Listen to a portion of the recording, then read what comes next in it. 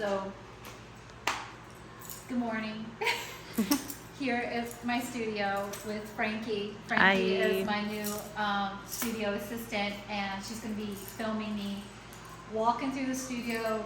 We're just going to do a walkthrough and talk about the stuff that I'm working on right now.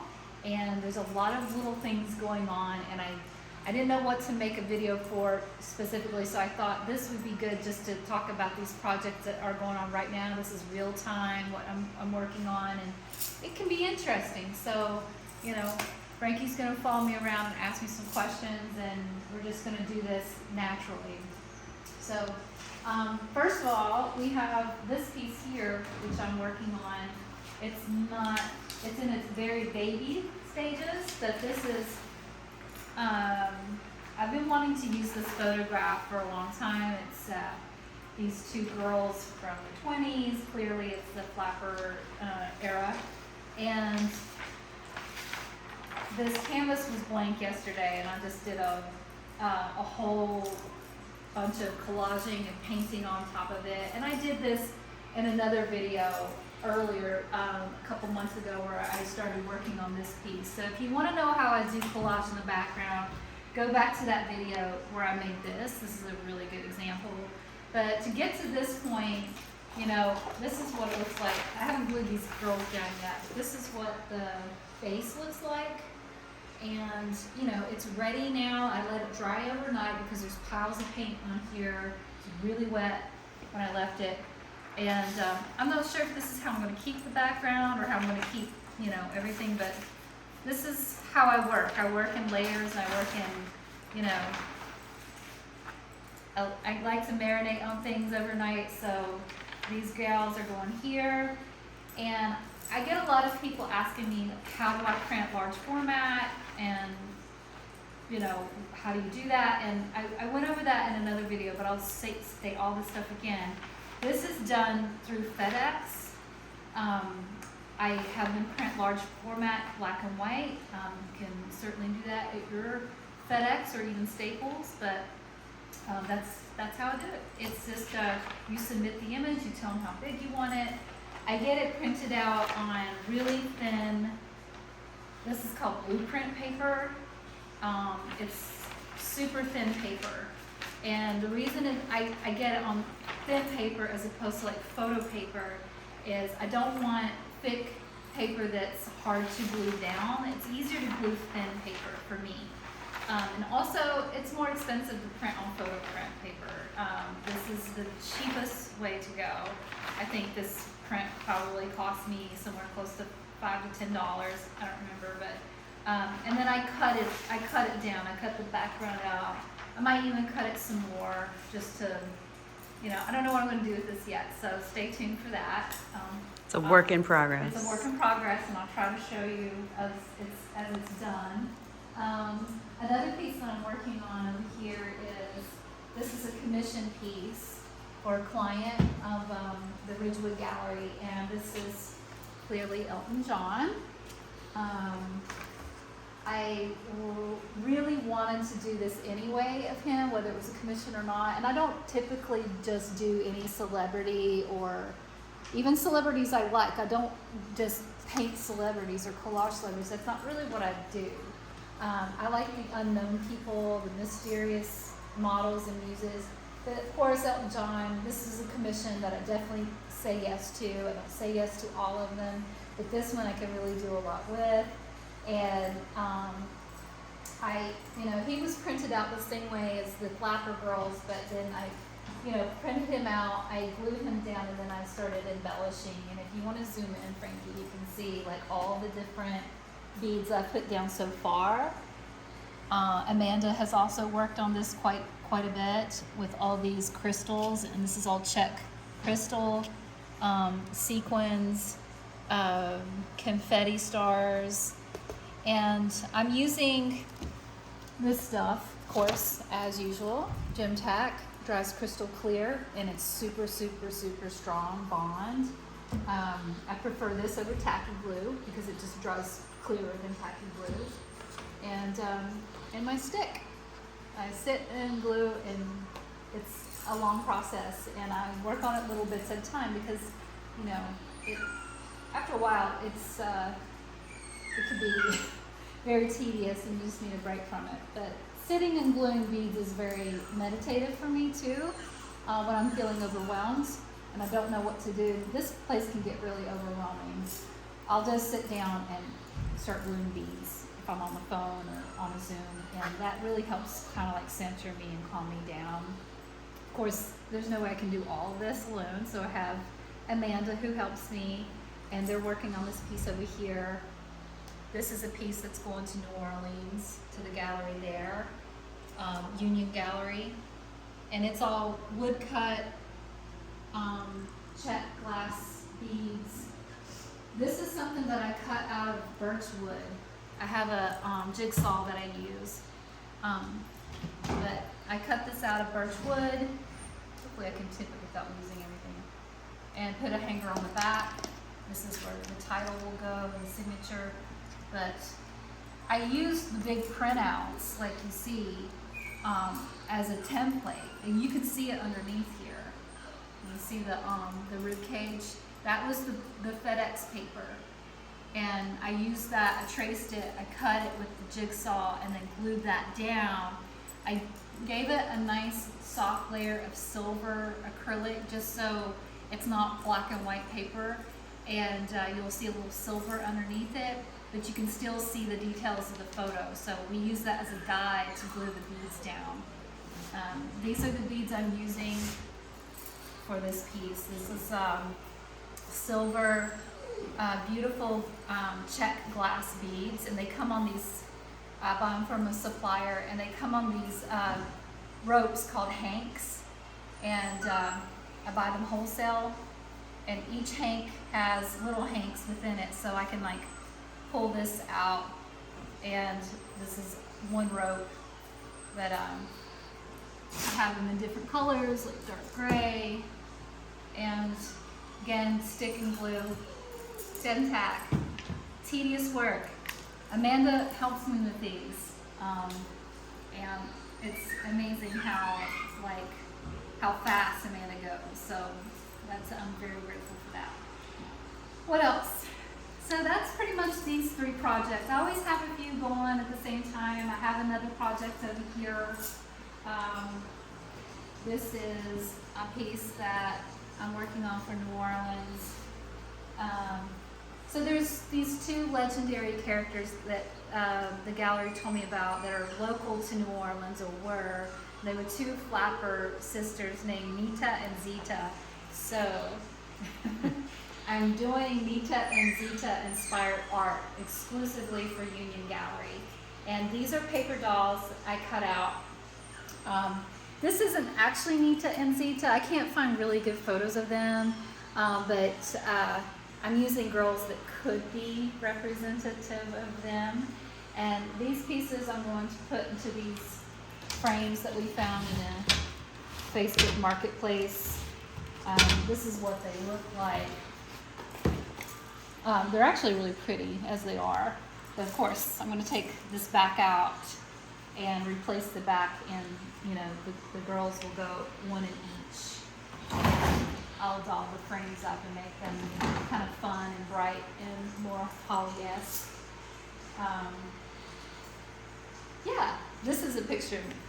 I don't know if this is Nita or Zita, but this is the only clear picture I could find of them online. I'll have to do more research about them, but I'm going to do this one and maybe another one in reverse on this side, so we Nita and Zita. It's a lot going on. That's what, 1, 2, 3, 4 projects, 5. It's the best way to do it, though. I don't know. I just can't, I can't. If you get stuck, you move to the next one. It's okay. And I don't know how people can just work on one thing at a time and spend, I guess everybody's different in their method, but I have a little bit of ADHD, I guess, and I need to have different things going, so when I get sick of sitting and gluing beads on Elton, I can hop over to Nita and Zita. Yeah. And just keep it fresh and keep it going and keep the momentum up. What else? you know, we've got pieces here left over from the show at Detour Gallery, Country Friends show. I actually brought some of the pieces that belong to the gallery in their permanent collection. I brought them here to store. I thought might as well store my own art in my my studio space, even though this piece doesn't really belong to me anymore. It is for sale, it's a piece that I did a long time ago. I would say about 2014 or 15 I did this piece, and it's all collaged. Same method, I use the FedEx printout, and I add stuff, like here I added magazine papers, and this is all paper punch. I paper punched like this metallic wallpaper and made these beads for this acrobat. The images I get like from research. I just have a whole file of muses I've found online, and I have more. It's never ending. Like I'll never run out of photos. So I have ones that if I find something that I like, either if I Google images or, you know, I'll take it and put it in a file on my laptop and maybe use it later. Maybe not. I don't know. Sometimes I'll just look at it and it'll inspire me to do something on that one. But these are a lot of my images I'm using are really old, and you know, I'm making original art, so I get a lot of people asking me about copyrights. I'm not mass producing anything, so I'm taking the photo and I'm changing it. I'm changing it quite a bit. That's my rule. Like the photo itself, the photographer did a great job. What more can I do to improve upon it? I give it the Holly. Putting your own spin on it. Yeah, Yeah. I give my own fashion vibe to it. I bring it into an old 1920, 1930 photograph, and I bring it into my modern sensibility, my Betsy Johnson sensibility. I mean, me and Frankie were talking earlier, like, you know, Frankie said, this stuff reminds me a little bit of Betsy Johnson, and that's not far off. That is spot on. I mean, I'm a child of the 90s. I grew up in the 90s as a teenager, and that was my vibe. And I think a lot of my audience, the women who follow me, we're basically from the same generation. And just because we grew up, you know, or grew on and grew out of like that, you know, Betsy Johnson, Lisa Frank, you know, colors and that, it's still in our heart, and it's still what we like. It was our first likes, you know, so it lives on in my art, and I'm not trying to speak to other people. I'm speaking to myself that I think it relates a lot to women my age, and even men. I have a lot of men collectors now. So I'm looking at this piece right now because I feel like I need to say something about it, even though we have these giant pieces blocking it. But this is a triptych, and I'll pull these back so you can see. I need to move these so it's not leaning up against this piece anymore. But this piece was one of the first pieces I did when I did my artist residency for Detour Gallery. And this is on door panels, those wood door panels you get from Home Depot. And we used to paint on these all the time in graduate school because they were super easy to put into your car if you laid all the seats down because they're not super wide. They were super cheap, very affordable. They're the hollow doors. They're like the cheap doors they put in apartments and stuff. But there's the great thing about them is they were smooth, flat, and hard. So they were perfect for collaging, painting. They were a great solution for art students who couldn't afford to go out and buy a big canvas or didn't have the time or ability to stretch their own. And this is one that I just, you know, there are two different sizes, like the narrow door and the wide 36-inch door. I think these are 24, 36. But the height is also great too because it's a door, so it's taller than me. And I love work that's bigger than me. But this one I just went crazy with. I had this photograph saved and I wanted to do something with her. and I had all this beautiful wallpaper that I wanted to do something with, and this was my opportunity to just like really go crazy. And it's one of the first pieces I embellished. I used to not embellish at all, and this is one that I started experimenting with, and I used some acrylic stones, and then there are some real actual Czech crystal stones, so it's a mix of the real and the fake. And then there's some in her sleeves, some black ones. I just put them on the dots, the polka dot paper. I used to give everybody a swish of neon mask and let it drip a little. That was kind of like my thing. And then I haven't really done that in a while. I've moved on to some other things. My favorite thing, you can't really see it, I'll show you one day, but her shoes are so embellished with spikes and fun stuff. The cakes are actually painted on with acrylic because, you know, I like to paint. So that's done with acrylic. You know, this is the first time I used ring pops. There might be some gummy bears in here, I don't know. Just some really pretty papers. These are beautiful wallpapers. And I found some of this paper, and I'm using it in my Nita Zita, my new Nita Zita piece. As you can see, it's in the background of her. I probably had a whole roll of it, and then I got to use it for this. But it's pixeled damask floral, pixel floral. It's really cool. And then you have traditional French damask. So I'm really proud of this piece. It's available for sale. It doesn't belong to me anymore, but I have it. I'm going to try to sell it for Detour Gallery. They're KS projects now, but it's still the same owner. And, you know, I'm the keeper of it until we find a home for her. And I'd like to see where she ends up. Right now, she's sitting pretty here in my studio. We'll have to move these at some point somewhere else, but they're so heavy. But they're okay. Just like, I might need to put something to soften that. Here's a piece that's upside down. She's glorious and gorgeous. This is a piece that I did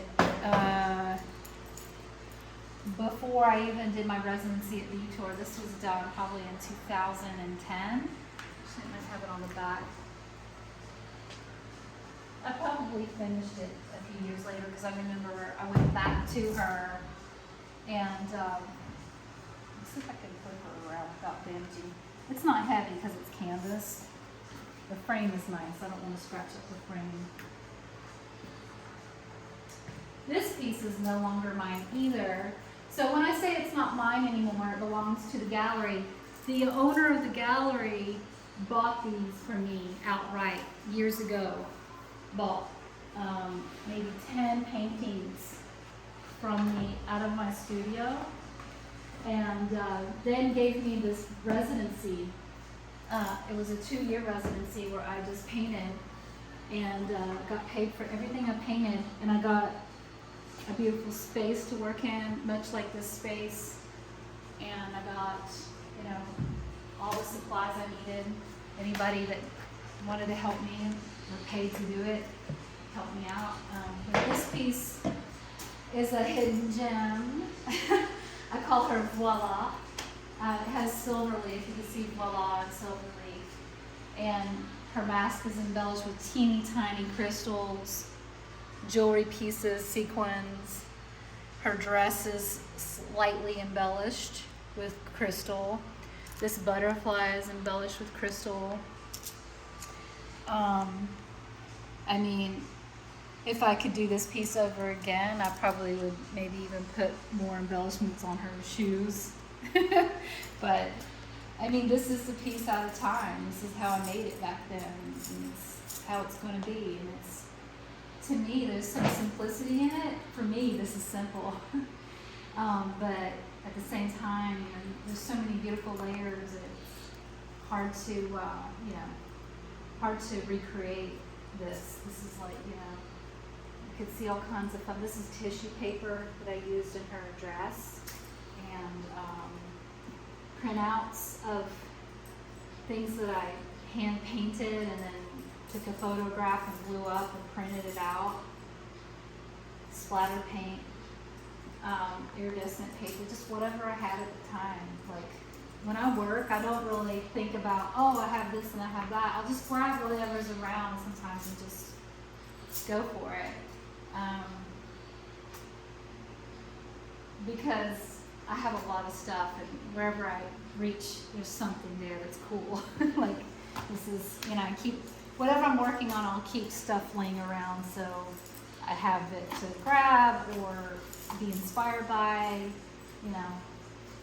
And yeah, that's the method to the madness. I don't know if that's a method, but it's how I do, and it's pretty much it. I mean, there's a lot more to talk about for another video, but I just wanted to show you all like what I'm working on right now, and keep you looped in. My Patreon subscribers only get to see what's going on in the studio and what's to come. And thank you. I appreciate everyone's patronage. Mwah. Love you.